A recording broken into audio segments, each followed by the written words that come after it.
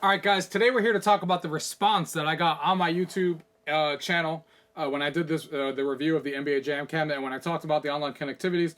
I had Code Mystics, who are the ones that actually did the online support for NBA Jam, reach out and give me some troubleshooting tips, and they kind of outlined for the community on their website as well on everything we're about to talk about here. But I wanted to talk about it with you guys to give you guys some thoughts, and we're going to put some of this into practice and actually test out a few games that I'm going to show you here afterwards to see if my issues are actually looking like they're fixed based on what they're saying. So let's start off exactly with what they said here. So they gave me a link to their, John D from Arcade 1UP, he reached out and he gave me a link directly to this post here. It says right from them, hey, hi, in response to reports concerning about issues connecting successfully to another game in Arcade 1UP's NBA Jam, we'd like to offer some suggestions as a developer.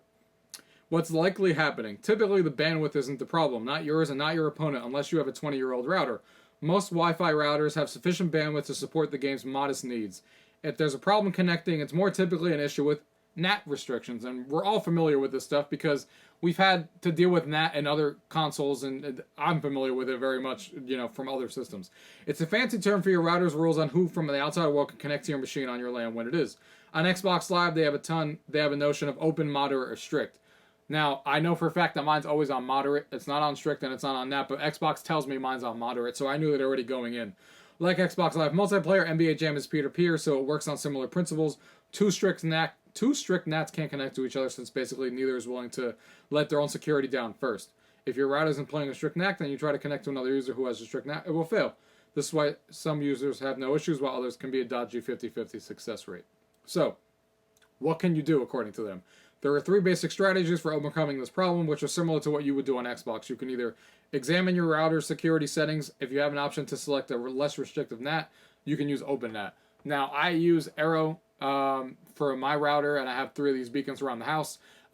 Basically, mine has UPnP, which is what I already had turned on before all of this, which is supposed to basically open up these ports automatically and handle that, but it doesn't always work, and sometimes it still reports your NAT as strict or moderate, depending on what console you're using. Like I said, Xbox reports mine as moderate, so it's not a foolproof method. So, second thing that says your router may allow you to assign your NBA Jam candidate's LAN IP address to a demoralized DMZ. I didn't do that route. That is an option. If your router provides virtual server options, try to set up a virtual server to forward to port 1972. So that is what I did. Basically, I went into my app for Era on the iPhone. I selected the arcade machine that is showing up. And it actually had a funny name the way it was showing up. I forget the exact name, but it showed up like as some Chinese device, and that's how it popped up on the Arrow device, so that was pretty funny. So I went in there. You have to set the IP reservation. So what that means is you're setting the IP address static, so the IP address never changes for that NBA Jam cabinet, because you don't want the IP address to always change, because you're obviously forwarding a port on the specific IP address it has now. So I did that first. Then I went in and I forwarded the port for 1972, like they said, on my router settings specifically for NBA Jam. So that is the route that I took. That is the only change that I made from what I had before. Some other stuff, I'm not going to read word for word everything that they said. Some of the other things that they talked about that I wanted to bring up here, some of the things that we talked about in our previous videos, like peer-to-peer stuff. So this is what they said according to it. Before we close, we'd like to dispel a few myths about peer-to-peer and our netcode in particular. So they said peer-to-peer versus servers. Generally, it's not true that server-based online multiplayer gives better performance than peer-to-peer in a game like this.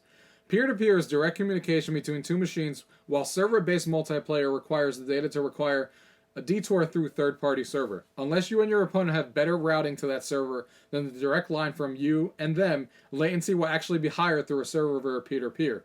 If it's something like Google, then you may both reach different Google servers quickly, and those servers may have an express route to each other, but that's infrastructure out of the company's reach of their resources. When a game server is involved, they tend to offer two advantages. They can punch through their retrospective NATs easier, which can help with these router issues, or B, for arena-style games like Call of Duty, the loss of performance is worth it because it's easier to synchronize a lot of players on a bigger map. Now, Arcade 1UP NBA Jam cabinet, according to what they're saying, does use a server to help you find other players to join. So they aren't using dedicated servers for the games. That's still peer-to-peer, but they are using a server to join you from player to player. According to them also, a really big point to talk about here is there is no host advantage in a match, even though we're using peer-to-peer. It says, while it's true that some peer-to-peer netcode may offer an advantage in responsiveness versus visiting guest players, we have designed our netcode to be democratic. If your ping, data round trip, with your opponent is 100 milliseconds, we'll allocate 50 milliseconds of that delay to your inputs and 50 milliseconds of that delay to your opponent. It doesn't matter who the host it was. The only advantage the host has are A, being the person whose game is shared with newcomers, and B, having the privilege to kick guests. So according to them, the host has no advantage at all. They handle your milliseconds of delayed by shooting it to either your opponent or to your actual controls to allow for the latency between both of you to actually be not a non-factor basically when you're playing host versus other people. So that in itself is a good thing to know. It's good that they came out and explained that, so now people don't have to fear that, you know, the host has an advantage and blah, blah, like we were talking about. So in this game, there is no host advantage, and they explained exactly how they're allowing that to happen. From the gameplay that I've had online, I've never felt like I was getting an advantage. I never felt like anything was delayed, whether I was even joining someone else's game. When I was joining everyone else's game, I never felt like I was, you know, delayed or anything like that when I actually got into a match. So, and then the other thing that they brought up here is no one's input lag can be more than a half a second. So it says here, there have been suggestions that your opponent's inputs can be many seconds behind you in the game, but this is not possible. If the input lag exceeds around 1/3 to 1/2 a second of any player, the game will stall to allow them to catch up. It doesn't have the ability to score a multi-second history of input, so a poor connection, which can't keep up with the stutter, would rather lag. If the game stalls for 4 seconds, it will disconnect. So that explains exactly how their system is actually working. So there's no way that, like, we thought that somebody could be 8 seconds behind you while you're the host or anything like that, because the game will just disconnect if the lag between both of you guys is and the connection is that bad. It just won't play the game at all at that point. If the lag is that, you know, big of a difference between you guys, if it's more than like they said, more than a second behind, a half a second behind. So last point that they brought up is rage quitters don't steal your win. A lot of things that a lot of people have been talking about. If it's true, a person can leave your game when they're losing, but it's roughly the same as them walking away from the controls. You can still finish the game and record the win for yourself against their now defenseless players. Control of their players even returns to you should you need to move them or aid them in finishing the game. That said, a game will only count towards your record if you were in it from the start. If you weren't asked to enter your initials in a birthday, your win or loss record will not be counted. So, I think this post from them was really needed. It's a good thing they came out with this information. I think it puts a lot of feelings that I had and a lot of people out there to rest. Now, first thing we're going to talk about is rage quitters. That's good to know that you can still get your wins if you need to. If somebody quit on you right at the end of the last quarter, you're good to go. You'll still get your win, and they just will leave the game, and you'll still be able to finish it. So that's good. The no one's input lag, being more than a half a second behind, and so there's no way somebody could be 6 seconds behind you, because the game won't function and it will just disconnect you if the lag is that good, is also a good way for that to be done. So happy about that. The no host advantage thing was described accurately and well. If that's exactly how they're doing it, that makes perfect sense on why there wouldn't be host advantage and how they're mitigating that with giving milliseconds of lag to either your controls or to you as the player or to the other person, so it kind of evens itself out and balances itself out. So that's also good that they're doing that. Now, as far as the actual fixes for the online gameplay, like I said, everyone here should be familiar with Nat restrictions and stuff. We've been dealing with this crap for years now. And, I opened up the port. I went into my router settings. I opened up 1972. I set up the IP reservation for the arcade 1-up machine. And I got into some gameplay. I went and joined a bunch of different people for a few minutes and seen how the connection was and seen if it was any different than what I got before. Before, in my previous video, I said I was disconnecting 50% of the time. It would join and immediately disconnect me within 5 seconds. Even though when I actually got into someone's game, it actually performed flawlessly for me. I didn't have any issues, but actually getting into their matches would disconnect me half the time. So I made those changes like they said, and now we're going to show the proof in the pudding. Let's go ahead and join a bunch of random people's games, and let's see if it's actually improved from what it was before.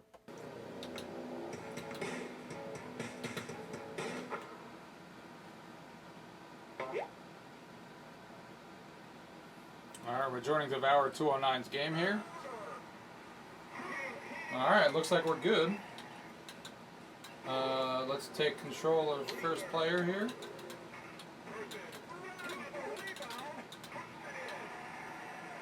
Just so I'm out of the way of the camera.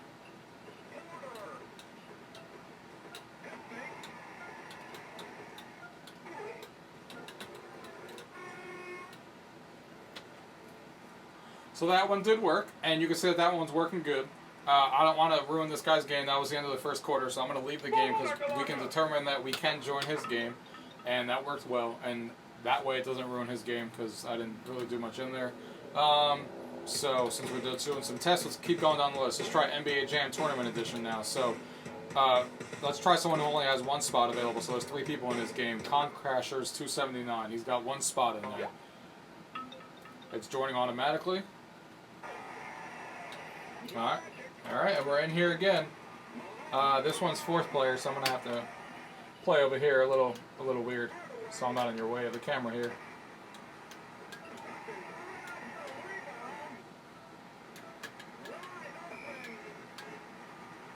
So this does seem to be working. That was halftime too, so that's good. We're getting into some matches that are really quick at the end, so it gives us an easy way to leave. So there was 2 people in that game, and we were able to join them really seamlessly. So that's 2 in a row here that we've been able to join pretty well. So that's good. Let's move to NBA Hang Time. And let's do the first guy on top 8 seconds ago. Let's see if that joins. Connecting, requesting. He's got to accept this one. Alright, we got a connection lost on that one. So that one didn't. He could have turned off. I don't think I've seen that message before, except maybe once. So that could be him turning off the machine or exiting a game or something. I don't think that's an actual connection issue. So let's try someone else here. Let's try Bad. Connecting to Bad, requesting to join. He has accepted, joining, and we're in here again. So this is seamlessly working much better than before. We just took control of first player here.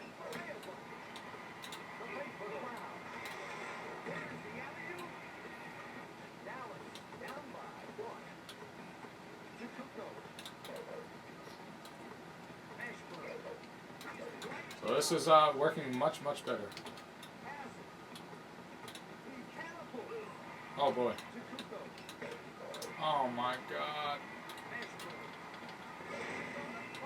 Getting our asses kicked. Take that's all you. Never mind.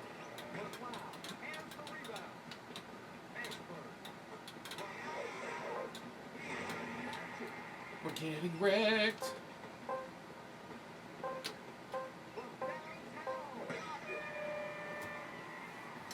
Alright, so that is 3 in a row of solid connectivity here with 3 different people so far. That is much better than we got when I first played this machine, you know, the last 3 or 4 days before I made this slight change here. Let's do a couple of more just to thoroughly do. So let's go back to NBA Jam. Let's do it for one that has 2 spots available. Jacob for the win. Let's go ahead and join his. So things are looking promising today with that small change. So we're joining. He has automatic join on, so we're joining his game. And we're in another one. This one I can control a 3rd player here.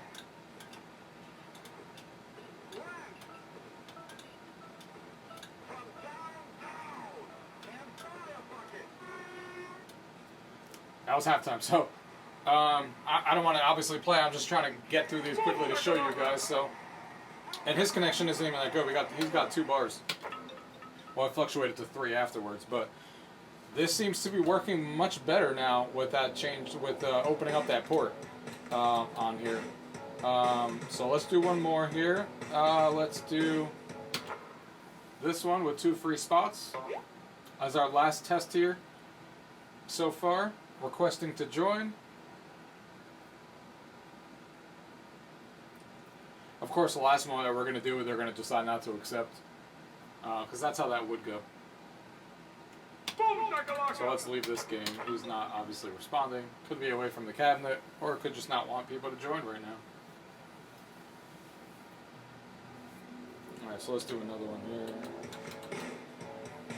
Let's do another one from NBA Hang Time. He's got 2 free spots. There's also a lot of people playing online. Every time I refresh the screen, there's new people up on the screen, which bodes well for the game. Here's another one. I can do 2nd player on here, it looks like.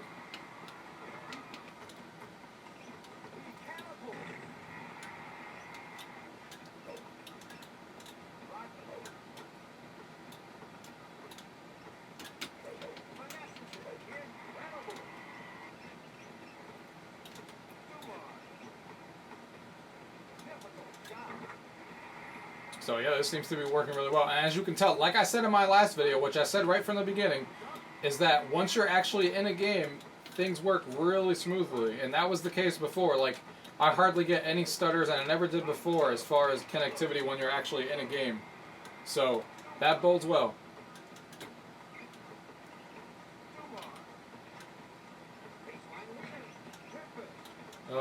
And that's still happening here. And we got successfully connected to, what, 5 or 6 players in a row without any issues at all. So that is definitely a higher rate than what I got before. Obviously, this isn't a scientific test because obviously, you know, I only connected to 6 different people. But still, when I connected to people last time, it was more connectivity issues than I ever got before. And this seems to be working much, much better now.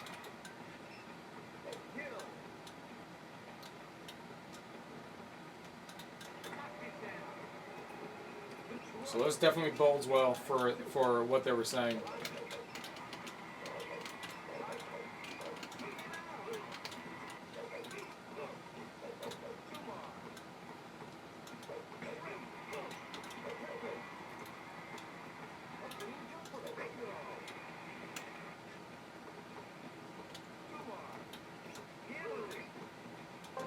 So yeah, that gives you guys an idea of how that works and how it's seeming to be working now. So yeah, that is a good thing. So let's go ahead and jump to the end of this video here.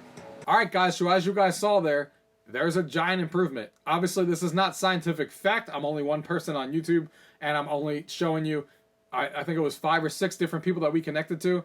But I can tell you that's a very big difference to what it was when I first played, like, you know, the last 3 days before I made this port change that they were talking about. So before, when I joined every game with my wife, almost every single one disconnected on me. Every time we would join, it was 50% or higher that I would disconnect from them and not be able to play with them. It was rarer to actually join a game than actually not being able to join a game. So that was a positive start. I joined 6 people in a row without any issues and no connectivity issues at all. So obviously opening up that port made a huge difference to my ports now being open to the port that they're working with and the port that they needed to be open, where now I'm able to join almost everyone's game without any issues. And these 6 people I joined, you know, some people had 1 person in the game, some people had 3, some people had 2, some people were completely open, and it worked without any hitches. And like I said in the last video, as you guys saw for the few minutes that I played, when you're actually in a game, I didn't notice hardly any lag at all. No issues, nothing stuttering and nothing like that. So I think the gameplay when you're in the game is really, really solid. So this is really promising. Now, obviously, you're gonna have to do these changes yourself. You're gonna have to go into your router, either open up that 1972 port, or add it to a DMZ so it just becomes available and open. You know, that arcade machine becomes available to not have any restrictions on that. Whichever way you want to do it is perfectly fine. Just go ahead and make those changes and you guys should be good. From my early impressions with this, it seems like it actually is working like they said, and I'm really happy that it did. I'm not here to, you know, hope that it didn't. Obviously, we all want to have a good experience in NBA Jam. The actual arcade machine, like I said, is really solid. The online gameplay was really the only thing holding it back for me, and it seems after this change, now that I'm able to join games consistently, that it's really, really working well. And now, granted, don't think that you're going to join games and it's always going to be 100% perfect. You know, I play Xbox Live for years, and 90% of the time it's great, but 10% of the time you'll join someone who has a shitty connection and you'll lag like crazy. And this game, it seems like if the lag is there, it will just drop you because it can't have more than a half a second, like they said, of a delay. So it doesn't mean that it's always going to be 100% perfect, because there's still going to be people out there who are running on the worst internet they could possibly be running on, and it's going to make the game disconnect. But most of us have a good enough connection to play a game like this, so there was something definitely wrong before. And opening up that port definitely fixed it for me, and I'm really happy that it did. And you guys saw the proof is in the pudding. Joined 6 different people, all worked flawlessly with no issues, and was able to play games with them. And you wouldn't even know I was playing online with people as opposed to playing the AI. So really happy that they came out and told us about this and told me in the video to check this out and make these fixes. And now bringing it to you guys so you guys are aware. So make those changes. Now that we have, you know, this out in the open, report, comment down below and let me know how it's going for you. This is a small sample size for me of the 6 people I joined. Report down below and see if you're getting a better success rate than what you were getting before. And let's see what kind of feedback we get. But this is a really promising start, and I'm really happy that this seems to be working. Guys, if you guys have any questions about anything you guys have seen here today, as always, leave them down below. If not, thank you guys for watching. Till next time. UrGamingTechie is the gaming tech. UrGamingTechie Eating brekkie is the gaming tech. Going for a brekkie is the gaming tech. Gaming tech